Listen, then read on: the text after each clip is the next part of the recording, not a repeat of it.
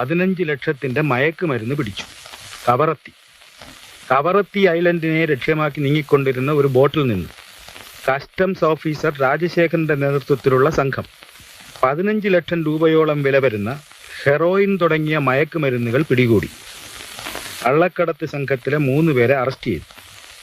2 പേർ കടലിൽ ചാടി രക്ഷപ്പെട്ടു. കഷ്ടം, ഈ കസ്റ്റംസുകാരെ കൊണ്ട് തോറ്റു. കള്ളക്കടത്തുകാർക്ക് ജീവിക്കാൻ വയ്യാന്നുള്ള ഒരു സ്റ്റേജായി.